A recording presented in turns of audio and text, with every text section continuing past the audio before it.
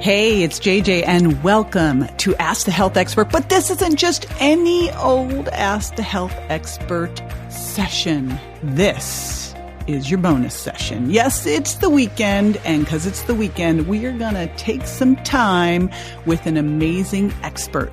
So be on the lookout for these Saturday Ask the Health Expert bonus sessions where we're going to go deep into an amazing subject with an incredible expert to give you actionable items that you can put into your life. Hey, it's JJ, and we are tackling a subject I have never talked about on this show before, but comes up periodically in social media, people asking about it. So you know what? It's time. And I'm talking about dandruff. I'm going to be talking about dandruff with my buddy, Jennifer Fugo. Now, she's been on the show before, and we will be sure to link to her last show where we talked about eczema. She has started out as an expert in gluten, and she created the Gluten-Free School. And then she started to really dig into skin conditions because she started to see, first of all, what pulling out gluten did in terms of helping with these skin conditions. And then with her own battle with eczema, she started to look at how she could go deeper. Similar story with dandruff. I'll let her tell you about this herself. You'll hear it next on the show. But she is really tackling things that we've never really focused on before and getting to the root cause of why they happen so they can finally beat their chronic skin rash conditions. She's an integrative clinical nutritionist. She's the director of her virtual private practice and works with clients, by the way, all over the world. And she's the host of the Healthy Skin Show podcast. And again, we've had her on before. You will be able to link to that episode and get the awesome download. She has her skin rash root cause testing eGuide at jjvirgin.com/dandruff. Now, before we dive into this episode, I want to do a shout out to Ashley Titus, who put up this podcast review. She said, "Thank you, JJ. 5 stars. JJ hosts an incredible podcast. Her episodes are the perfect length, just right for a commute to work. I've learned so much in the car since subscribing and tuning into her show. I highly recommend all of her episodes. Thank you, JJ, for your sharing your love of health and nutrition with us." Thank you, Ashley. Love to do a shout out for you too. So if you haven't done it yet, pop on over, leave a review. And if there's something you'd love to hear more about, please let me know that too. I build these shows based on what you're looking for. All right, I'm going to share a favorite with you, and then we'll be diving into this week's podcast. Stay with me.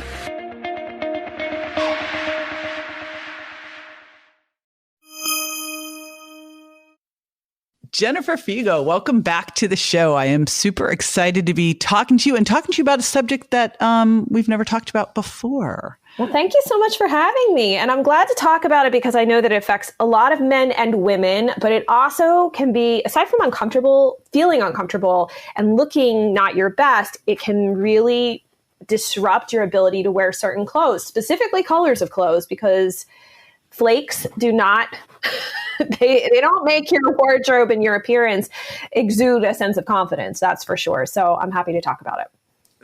So I will tell everybody, prior to us going live, I said, all right, Jennifer, so can I ask you how you got so interested in dandruff, or is that like a taboo subject? So since we are talking about dandruff, I've never talked about it before on the show.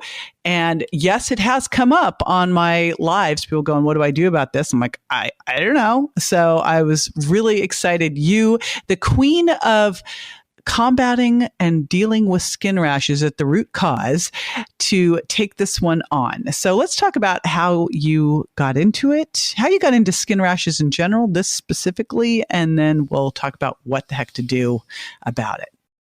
The general reason that I got into skin rash issues is simply because I had deshydrotic eczema on my hands. And I was able to resolve that over the course of about a year using functional nutrition principles to be able to identify the reasons why I had the rashes and then address those specific areas. But at the same time, so my husband has had dandruff for a very long time, pretty much, goodness, we started dating in 2005. So he had dandruff before that, and it had gotten worse and worse over the years. So it was at the front of his scalp, in his beard, in his eyebrows, and in his mustache. Wow. Yeah. Was he bugged by it, or was he kind of oblivious, or what's the deal? It bugged him because it would be so itchy, and then things would burn where you could clearly see the area of the skin looked almost like it was burned by something because of how red it was. And then he'd have these ginormous flakes that would fall out of his beard, off the eyebrows, off the front of the scalp onto his clothes. So he couldn't wear navy, gray, black, any of the dark colors. All of a sudden, it's like you look like a snow globe. And he was really embarrassed by it, but didn't know what else to do. So we constantly used Head and Shoulders as a way to somewhat manage it, but it wasn't foolproof by any means. Well, what causes this? Basically, and this is not anything that's entirely shocking. It really has to do with a fungal organism that lives on your skin in the more oily regions. It's called malassezia, and it is a normal commensal organism. So it's supposed to be there. And I think people get freaked out by the idea that fungus is on their skin, but it's not a big deal. It's not something that necessarily will cause a problem. And I just want to share too, that it can affect your face, both sides of the nose. As I said, really? The eyebrows, the ears, your eyelids, and even your chest. And like I said, for men, it can really affect the face and the area where the beard and the mustache is, as I did my husband. And so basically, while we focus on this little fungal organism that's hanging out in these areas, and that's what a lot of the shampoos and products are geared around, is managing that population, we really we should be asking a different question. It's like, well, why are we experiencing this issue? Because if that type of fungus should be there already, then why is it causing all of these issues with the skin flaking apart, redness, itching, etc.? Yes, why is it, Jennifer? Now that you ask. It's definitely not a Head and Shoulders deficiency, is it? No, it's not. And in fact, I just want to point out that for some people, they're actually using products that, yes, it has some, natural chemicals like salicylic acid and selenium sulfide in them, but some use coal tar. So people are putting coal tar products on their skin, which I don't know about you, but I'm not really comfortable putting coal tar on my skin. And so this can happen as a result of a number of different reasons. At least this is what Western medicine believes. It's like seasonal changes, hormonal changes, stress, detergents, chemicals that are in your body care products and shampoos. And actually what's most surprising to me is some medications can actually trigger and exacerbate psoriasis. Things like interferon and lithium for those who may have some issues with mood disorders. And the real reason that this happens is that there's actually an imbalance that starts in the gut. Of all places. It seems like everything pretty much starts in the gut. And so what's most interesting, and I'm saying this from a more clinical perspective with my experience, is that oftentimes these folks that I've worked with, including my husband, have too much candida living in their gut. And one theory that I've had the opportunity to explore is that your immune system, due to leaky gut, familiarizes itself with these fungal organisms that are inside the gut region, right? So we have this permeability happening, and the immune system really shouldn't be interacting with this amount of candida. And as a result, it sort of goes haywire and starts to seek it out in other areas. And so one of the areas that it will go after is these fungal organisms living on the surface of the skin. And so it's actually almost, instead of us thinking that it's the malassezia that's causing the issue, it's actually your immune system that is attacking the yeast, causing the redness and the flaking and whatnot. So it is really an inside out. Oh my gosh. And we are so going around about this the wrong way then. Yeah. Like, this is ridiculous. And I have never heard anyone talk about it. Well, first of all, people just don't talk about it. You see like TV commercials and then Head and Shoulders or something like that. But never talked about this way, which is why obviously those things don't ever, it's great for the shampoos because you can never not use them. Like, it seems like you need them forever, right? Rotating in and out because it didn't fix anything. Exactly. And it treats a symptom. It doesn't actually stop whatever is driving the symptom underneath. And with candida, candida should be in the gut. I do want to be clear about that because I think sometimes we get fixated on this idea of like, oh, I want no fungus in or on me. That's gross and disgusting. Candida is also a commensal organism in the gut. It just depends on the amount that's explain what you mean by a commensal organism in the gut, Missy. That's a good question. So I like to call them bugs. There's different type of bugs that live in these microbiomes or these community of bacteria, fungal organisms. There may be, even on the skin, for example, be mites that should naturally live there. I know it sounds awful, but that's actually the case. And they have this little ecosystem that helps us sustain a level of health in that particular area. And they are, by the way, connected. So the gut microbiome does communicate with the skin microbiome. And there are other microbiomes like in your eye, in your bladder. So you shouldn't think that it's just this one spot. But one of the big issues that I found with yeast is that there are also a lot of toxic byproducts that the yeast or candida release into your gut. And that can also increase the burden by which your liver has to deal with these chemicals that it's being exposed to. And I would also share too, if people find that they have an increased risk of kidney stones, so they're crazy with their diet about like avoiding those oxalate rich foods, things like strawberries or spinach, because like, oh, I don't want kidney stones. A chocolate's another good one. That's always a red flag to me to say, ooh, maybe we need to look for candida. So a lot of times there's different things that we don't talk a lot about, but can be signs of this underlying issue that there's just too much yeast. Got it. So there's these signs of this. And again, I think it's really important because I remember 25 years ago, like candida was the like disease du jour, and like everybody had candida overgrowth, and it was like it was absolutely ridiculous, you know. And so I think it's great to it's like anything else, you need a balance. But when this is out of balance, what the heck do you do? One thing that I would say, and I think I've gotten this from a lot of my physician mentors as I've gone on my journey of becoming a clinical nutritionist, like Dr. Kara Fitzgerald and Dr. Jill Carnahan, is that you really need to test. It's best not to guess. I know a lot of people think like they could do the spit test. They read about that online. I don't find that that's particularly helpful, and frankly, it's confusing. So one of the easiest ways to figure this out of how much candida you have in your system is actually using a functional lab that tests for organic acids that are in the urine. So it's a urine test, really easy. You can typically do them at home. And we're looking for a very specific substance called D-arabinitol. And that is a very specific byproduct of Candida albicans.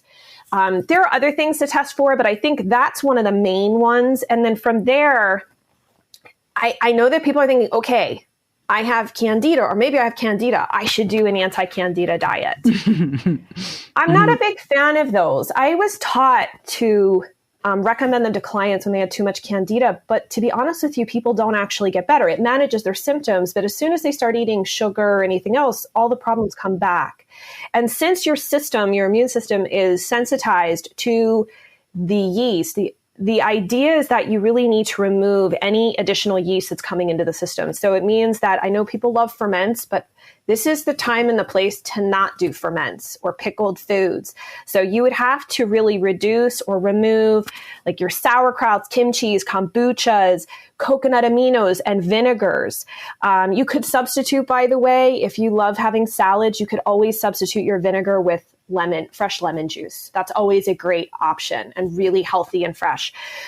You'd have to reduce or remove all alcoholic beverages, condiments that have vinegar in them, all forms of yeast, including nutritional yeast. I know a lot of my vegan folks love nutritional yeast, but that is a yeast as well. So that would need to be removed along with like refined sugars and flours. And I would also add gluten in there simply because gluten increases gut permeability. And the last thing you want is to have more interaction with what's going on in your gut. So gluten is definitely something that's got to go as well. Yeah, I haven't really seen anyone that eats gluten and feels better. No.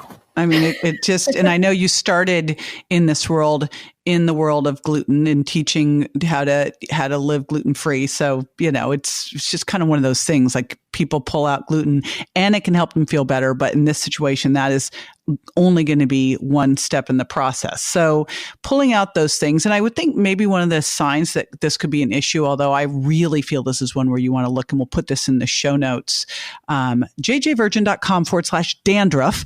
How's that for show notes? We'll put in the name of that diarabenatol test so that you know how to get that. But I would think that if you are doing nutritional yeast, or if you do fermented foods and you start to get worse, could that be a sign? Absolutely. Or you have flares, like say you go out on a Friday night for girls' night out and you have some wine, and then you notice the next day that your scalp is even worse. Right there, that's a pretty good correlation with the fact that a lot of times we think like, oh, it was the sulfites. It was everything else because we don't want to think it was the actual. Right. That's right. Very sad, Jennifer. I know. But it's not forever. That's why I'm not poo-pooing the anti-candida diet. I do think it has a time and a place, but it's not going to fully solve the problem. And that's where you really need to look toward antimicrobials and doing some sort of gut protocol to really clean up the gut, instead of just leaning really hard on food, hoping that it's going to do the trick and you're going to just starve everything out of your gut, which isn't likely. So that's not enough. So let's talk about nutrients that can be helpful here. I would say vitamin D, vitamin A, which, by the way, vitamin A can be found in liver if you like eating liver, which most people like myself do not. It's that texture. Oh my gosh. Oh. I've only really ever had it. I went to, I was in London. I still remember this. I was 14. Okay. So I'm 14 in London, and I was with, my friend and her parents, and I was going to have a bite of her, like, it was like a liver and kidney pie. And she said she was going to give me a bite of like the crust, but she tricked me. So I was it was like, ew. And I've never, it's just the texture is disgusting. So it's not everybody's piece of pie, so to speak. Yes, there you go. Ha ha. Yes. I would also say vitamin E is another good option as well. Magnesium. I would also make sure to increase protein intake. That way you're not leaning on carbs. So try to crowd out some of the starchy carbs that you like with more protein in your diet. Vitamin C is also really important because that tends to get depleted when you have too much candida in your system.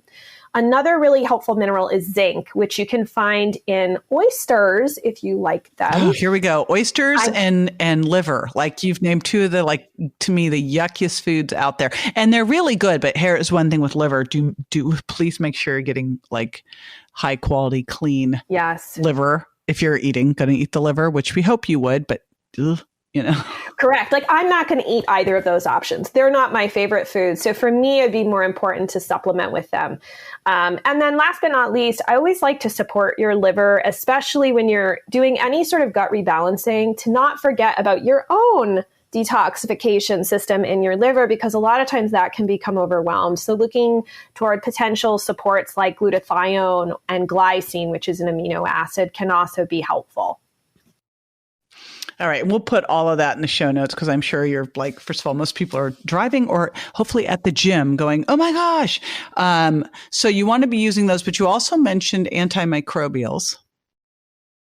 Absolutely. And it's funny, people will ask me all the time about antimicrobials. And in this particular case, I would say something that's a bit on the more antifungal side. Okay, yeah. I don't like to do one ingredient formulas. So people go, oh, I'll just use oil of oregano. I'll just use garlic. And I'm like, okay, but what happens if you have other type of fungal organisms aside from Candida albicans in your gut, which you can? So using a more broad spectrum where it has a number of different antifungals in it tends to be more effective. The same goes for just antimicrobials in general. It just helps more effectively, at least I've found, to address the microbiome as a whole, rather than just like, I'm just going to do this one thing. All right. What are some of the key ones that they'd want to look for? We'll put all of this again in the show notes, but some of the key things you'd want to look for in terms of an antifungal, antimicrobial. I would say, as I said, combo product that's got a bunch of different things in it. I love oil of oregano. That's great. Berberine can also be helpful. Caprylic acid this actually does come from, I believe it is coconut derived. I could be incorrect in that, but it may be. But that can also be helpful. And sometimes it's bound to calcium and magnesium. Grapefruit seed extract can be really great, and olive leaf extract are great options. All right, cool. Just so they know when they're looking at a formula, does it have some of the powerhouses in there that they should be looking for? Anything, is there anything that would be, and I'll share with you, my son had cradle cap. I called it cradle crap at the time when he was a baby. And so I thought it would be awesome to use tea tree oil on his head and then have him drink it. Or no, I think I had him drink oil of oregano, not knowing how powerful it was. And that, the dropper full I put in his water, he was like, Mom, but are there any topical things that can be helpful here too? Or is it really more fixing the gut and doing everything internal? Where most of you're going to get most of the bang for your buck by working on the inside. Although I have had some clients see improvements by doing apple cider vinegar washes in the shower. So you put it in a squeeze bottle, and after you shampoo your hair, you squeeze the mixture, obviously leaning the head back because you don't want to get it on your face or in your eyes, and then rinsing it off. And I swear, from at least what I've been told by every client that's done this, that your hair will not smell like apple cider vinegar, which would be a disaster. Well, it's better than oil of oregano on your head, Yes, or like tea tree oil. Yes. And the other thing too is I know a lot of people like to look for antimicrobials to put on their skin. I'm not an essential oils expert. My understanding has been, especially too, and having talked extensively with Dr. Marisa Snyder, is like you got to be really careful putting essential oils directly on the skin, especially too, because as you scratch, the skin can already be incredibly irritated, if not cracked open. And I'm not a big fan of putting coconut oil on the skin either, because it further disrupts the microbiome as opposed to helping soothe and calm it. So you may want to look for other oils, if that's the case, that are a little bit less harsh, like jojoba oil, for example, is close to the human sebum that's produced. So that may be like for your face might be a better option than putting something that really isn't well absorbed like coconut oil. Well, I love what you're doing because I feel like you're disrupting all of the way that we look at skin rashes with how you're doing this, which is, it's not, again, dandruff is not because we haven't been using our Head and Shoulders regularly, right? It's like, what's really going on? It's a different way of looking at things that can actually, by getting to the root cause, solve the problem once and for all. So I just love how you're looking at this in all of the different areas that you're treating. And I know that you're giving everybody a skin rash root cause testing eGuide. Tell us about what that is. Well, there's a bunch of different tests that you can utilize, like things that are conventional medicine that you can get from your primary care doctor, and sometimes are covered by your insurance, which is always great. And then there's also functional testing that can be really helpful in looking deeper and looking at the problem from a different perspective.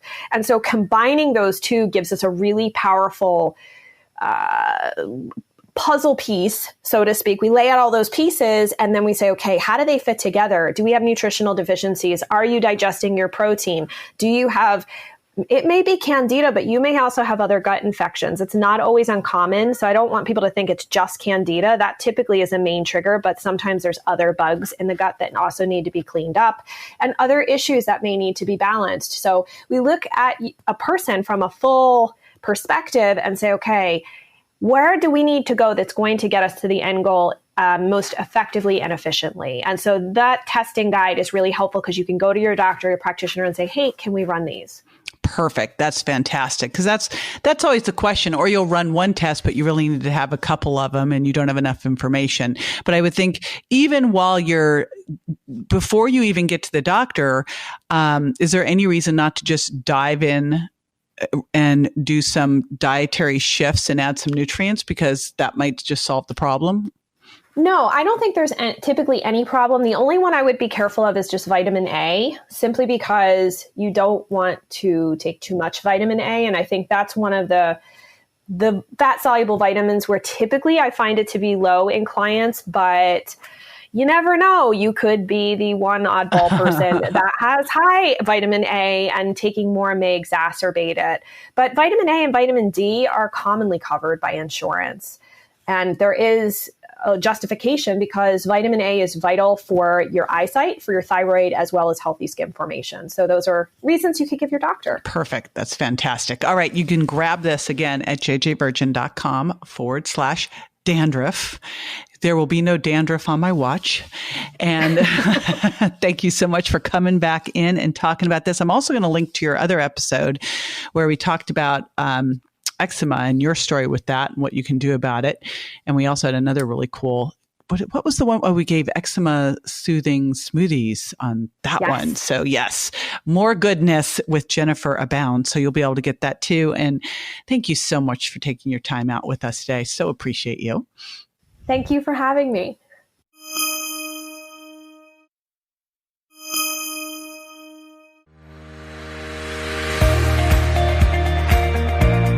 Welcome back. So this is where I share some action steps and some top takeaways. And I think there's really one key concept here as a top takeaway from this show. And it is that if you're struggling with a skin condition, if you're struggling with dandruff, it's time to figure out what's really causing it. And, you know, when you look at most of the treatments out there for these things, it's a Band-Aid approach. It's like, use this shampoo, put on this lotion. It's not what's really going on. Why do I have this challenge, and what do we need to do to fix it? So the big action step is to make sure that you go to jjvirgin.com/dandruff and grab Jennifer's guide, because that's going to help you get there.